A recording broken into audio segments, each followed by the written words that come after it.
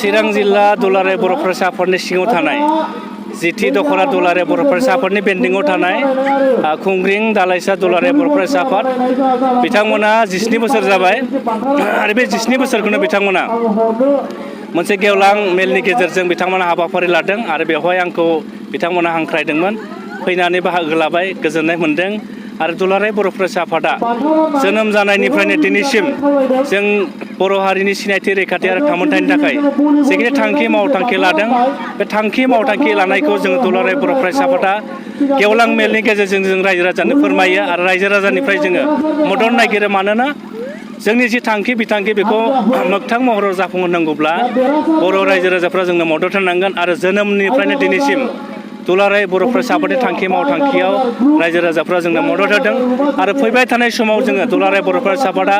बर' हारिखौ बड'फा उपेन्द्रनाथ ब्रह्मआ जि मोनसे गेरेमसा हारि दानायनि सिमां नुदोंमोन बे आद्रा सिमांखौ जाफुंहोनो थाखाय जोङो फैबाय थानाय समाव दुलाराय बर' फरायसा आफादा गोबाव लामा हान्थिनो थाखाय जोङो माखासे मावथांखि लादों जेरै बड'फानि जि आद्रा सिमां थालांनाय बे सिमांखौ मोगथां महराव जाफुंहोनो थाखाय जोङो 2018 मायथाइयावनो जोङो बड'फा गोजोरथायारि सोलायनाय मावथांखि जों मावथांखि लादों आरो बे मावथांखिखौ लानानै जोंनि जिल्ला आफादफोर जोंनि दखरा आफादफोर जोंनि दालाइ आफादफ्रा खामानि मावगासिनो दङ आरो 2021 मायथाइयाव जोङो सोलोंथाइनि बिथिङाव बर' हारिखौ दावगालांनो थाखाय जोङो आदब आरो गुन गोनां सोलोंथाइनि मावथांखि जों बेखौ गोदानै लानाय जादों आरो बेखौ लानानै फैबाय थानाय 6 बोसोराव दुलाराय बर' फरायसा आफादा सोलोंथाइनि बिथिङाव बर' हारिखौ दावगालांनो थाखाय जों खामानि मावनो थांखि लादों आरो बेफोर बाथ्राखौनो जों दिनै गेवलां मेलनि गेजेरजों जोङो रायजो राजानो फोरमायदों आरो रायजो राजानिफ्राय जों मदद हांख्रायनाय जादों। जोङो नुनो मोनदों जे माखासे बर'फोरनि आफादफोरा बेफोरखौ हारिनि खामानि मावनो हाला आरो राजनितिक दोलोआव बिथांमोना हाबबाय होननानै माखासे आफादफोरा दुलाराय बर' फरायसा आफादनि थांखि आरो मावथांखिया जोंनि थांखि आरो नोजोरा स्पस्ट जोङो सोरबा बुंनायजों खामानि मावा जों रायजो राजानि मोजांनि थाखायसो खामानि मावो आरो मोनसे बाथ्रा दङ जाय मानसिया खामानि मावो बे मानसिया माब्लाबा रावखौ सोंखारिया जायफोर संगठना सोंखारिदों मानो सोंखारिदों जों बेखौ बिजिरनायनि जों सम गैया जोंनि खामानिया जाहैबाय दुलाराय बर' फरायसा आफादनि खामानि जाहैबाय जोंखौ बुंदों बर'फोरानो आसामनि हानि फिसा बेवहाय बिथांमोनानो गिबि रायजो जानाय आरो जों गिबि रायजो जानायब्ला जों दिनैसिम मानो उनफिननानै दङ जों मानो दावगानो हायाखै बेफोर जि जेंना बे जेंनाफोरखौ सुस्रांनो थाखायसो जोङो मा रायजो राजानि गेजेराव जों हाबस'नो आरो रायजो राजाखौ जोङो दुलाराय बर' फरायसा आफादा जेंनाफोरखौ सुस्रांनो थाखाय जों खामानि मावगासिनो दङ बेवहाय सोरबा जोंखौ सोंखारिदों सोंखारिया जों बुंनांगौ गैया बिथांमोना मानो सोंखारिदों बिथांमोनासो मिन्थिगौ नाथाय जोंनि नोजोरा स्पस्ट जे बर' हारिया बेवहाय जोङो बयजोंबो बाख्नाय जानाय हारि हिसाबै जोङो थांना थानो लुबैयो बड'फा उपेन्द्रनाथ ब्रह्मआ बुंलांदों जे जोंनि रावखौ जोङो मुलुग दरबाराव जों गायसननांगोन आरो बिथाङा मोनसे स्पस्ट बुंलांदों जाय रावखौ जों रायलायो बेनो जोंनि बिमानि राव बे रावा बेसेबांबा गोदै आरो बे रावखौ लानानै जों गोग्गायो नाथाय बे रावा रावखौबो हेव खालामा गुबुन राव बायदि बे रावाबो थांना थानो लुबैयो भारत सरकारनि 8 सिडिउलाव हाबनाय राव आसामनि एस'सियेट अफिसियेल लेंगुवेज महरै जोंनि गनायजानाय राव बे रावखौ जुदि जों मुलुग दरबाराव सिनायथि होनांगौब्ला जोङो जोंनि बर' बिजोंखौ जों फोथांना लाखिनांगोन आरो बेनि थाखायनो बर' बिजोंखौ फोथांना लाखिनो थाखायनो दुलाराय बर' फरायसा आफादा जोङो खामानि मावबाय थादों बेयाव खुनु राजनितिक एजेन्डा गैया स्पस्ट बिटिआर सुक्तियाव दुलाराय बर' फरायसा आफादा सागान होदों बेवहाय जों 75निबो बांसिन माखासे जों दफाफोर मोनदों आरो बे दफाखौ रोखा मावफुंनाया दुलाराय बर' फरायसा आफादनि बे जोंनि बिबान आरो बे दफाफोरा बांसिनानो राजखान्थिजों लोब्बा गोनां बेनि थाखाय जों जिहेतु राजखान्थिजों लोब्बा गोनां बेनि थाखायनो दुलाराय बर' फरायसा आफादा राजखान्थि भाबियै जोंनि दफाफोरखौ मावफुंनो थाखाय जों एखमब्ला राजखान्थि बिथिङावबो जों खामानि मावनो गोनां जायो बेवहाय खुनु राजखान्थि दोलोजों दुलाराय बर' फरायसा आफादा बाहायजानाय नङा बाहायजायाखै आरो इयुनाव बाहायजानाय नङा आरोखि फरायनाय गुन गोनां सोलोंथाइखौ लानायनि अनगायै ड्राग्स समाज बेरेखा माखासे लामाफ्रावसो बांसिन थांनायखौ जों नुनो मोनदों बेनि सायाव सारा मा बेनि थाखायनो दुलाराय बर' फरायसा आफादा जों मोनब्रै थांखिखौ लादों दाखालि 29 अक्ट'बरनिफ्राय चिरां जिल्लानि जि रौमारि बेयाव जागायदों जोङो बाइक रेलि आसाम नाङैनो गोजोननि बाइक रेलिनि गेजेरजों मोनब्रै दाबिखौ लादों मोनसेया जाहैबाय हा हुनि समस्या 2 नम्बरा जाहैबाय जों गुन गोनां सोलोंथाइनि जों मावथांखि लादों बेखौ मावफुंनाय आरो 3 नाम्बारा जाहैबाय जोंनि बर' हारियाव सोमजिनाय माखासे समाजारि जेंना बुङोब्ला जों नुदों आथिखालाव जोंनि जायफोर लाइमोन सेंग्रा सिख्लाफोर गोबाङानो जौ लोंनायाव बांसिन मुखुब जादों, ड्राग जानायाव मुखुब जादों, उन्दै बैसोआव हाबा जानायाव जों मुखुब जानाय नुदों, मिस कल जानानै जोंनि हाबा जानाय आइजोफ्रानो गुबुनजों खारफालांनाय नुदों आरो जों गोदोनिफ्राय जों नुबोदों जोंनि गेजेराव खोमसि फोथायनाय। दा बेफोरखौ गैया खालामनो थाखाय दुलाराय बर' फरायसा आफादा फिन बाइक रेलिनि गेजेरजों जों रायजो राजाखौ खावलायदों जे जोंनि लाइमोनफोरा बर' हारिखौ जुदि जों दावगाहोनोब्ला गिबियावनो जोंनि लाइमोनफोरा रोंखा राखा जानांगोन आरो रोंखा राखा जानोब्ला जोङो समाजारि जिफोर जेंना, गाज्रि मुवा बाहायनाय, फेग्रा मुवा बाहायनाय, ड्राग्स, जौ जुवा लोंनाय बेफोरखौ जोङो गारनांगोन होननानै जोंनि लाइमोन सेंग्रा सिख्लाफोरखौ जों खावलायदों आरो जों दुलाराय बर' फरायसा आफादा खावलायनाय लेखायै जुदि जोंनि बर'नि समाजारि आफादफोरा जुदि जोंखौ मदद होयोब्ला, बर' समाजनि दिथागिरिफोरा जोंखौ मदद होयोब्ला, जायफ्रा लेखा गोरों दं बिथांमोन जुदि मदद होयोब्ला जों सानो मोनसे समाव जोङो बर' हारिनिफ्राय जि समाजारि जेंना बेखौ जोङो बोस्रांनो हागोन होननानै जोंहा मोनसे फोथायनाय दं। दिनैहाय खुंग्रिं दालाइसा दुलाराय बर' फरायसा आफादनि जे बोसोरसालियाव जथुम्मा, बे जथुम्माखौ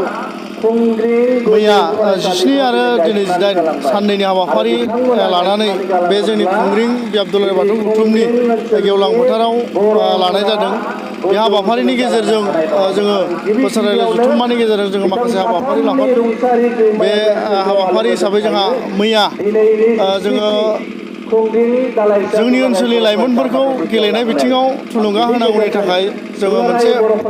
गामियारि भलिबल बादायलायनाय बे हाबाफारि जाजोबनानै थांबाय आरो लाइमोन बा जोंनि फरायसाफोरखौ बादायलायनाय मुगायाव एसे बिहोमा होनांगौ बा थुलुंगा होनांगौनि थाखाय जों मोनसे थुनलाइयारि बादायनाय जों हाबाफारि लादों। बेबो मैया जोबनानै थांबाय। बेजों लोगोसेनो मैया मोनाबिलियाव ओनसोलनि गासै जेंना, ओनसोलनि गासै उसुबिदाफोरखौ लानानै बा ओनसोल जौगाहोनांगौनि थाखाय ओनसोलनि गुबुन गुबुन आफाद, गासैबो आफाद आरो राजखान्थि आफाद, समाजारि आफाद बिसोरखौ लानानै मोनसे आफादफोरनि जर'खा मोनसे जुथुम्मा जानानै थांदों। बे जुथुम्मानि गेजेरजों जोङो ओनसोलखौ माबोरै लुखांलायनो, जों ओनसोलखौ माबोरैहाय जौगाहोलांनो हायो गुबुन ओनसोलफोर बायदि, दा बेखौ लानानै जोङो मोनसे जथायै जोङो सावरायलायनाय जादों। बे सावरायलायनायनि गेजेरजों जोङो गोबां ओनसोल जौगाहोनांगौनि थाखाय माखासे हाबाफारि लानाय जादों। बिसेसकि बे जर'खा जथुम्मानि गेजेरजों जोङो थांखि लादों। जों ओनसोलाव जोंनि समाजाव उन्दै बैसोआव हाबा जानाया गोबां बांबोबाय। जोंनि ओनसोलाव बा जोंनि समाजाव हाबा जाखानाय हिन्जाव आरो हौवाफ्रा दोनखारलायनाय बा खारलांनाय, गोमानाय बे गोबां बारा जाबाय। बेखौ लानानैनो जोङो माबोरै होबथानो हायो बेखौ जोङो गुदुर सावरायनानै मोनसे थांखि लादों। जों जाहाथे आरो जों ओनसोलाव मोनसे आयेन खालामनानै लादों जथाय आफादफोरनि गेजेरजों। बे आयेनानो जाहैबाय रावबो बिमा बिफाया, गामिनि गावबुराया आरो हाबा होग्रा मानसिफ्रा हौवासाब्ला 24 बोसोर आरो हिनजावसाब्ला 18 बोसोर बिनि गाहायाव रावबो बिमा बिफा, गामिनि दैदेनगिरि बा गावबुरा, हाबा होग्रा बिसोर हाबा होनो मोननाय नङा। जुदि हाबा होनाय जायो बेखौ जोङो आयेननि बेब'स्थाजों जों बिसोरखौ राहा लागोन। गारजेनानो जा, गावबुराफोरानो जा आरो हाबा होग्राफ्रानो जुदि जोंनि ओनसोलनि आफादफोरनि गनायथि मोनालासिनो जुदि हाबा होयोब्ला जों बिसोरखौ आयेननि राहा लानाय जागोन। दा बेखौ जों थांखि लाबाय आरो जुदि मानिथाराब्ला जों बेखौ ओनसोलनि आफादफ्रानो जयै डिसिसन लानानै जों मा खालामनो हायो बेखौ जों हाबा मावगोन। दा बेनिफ्राय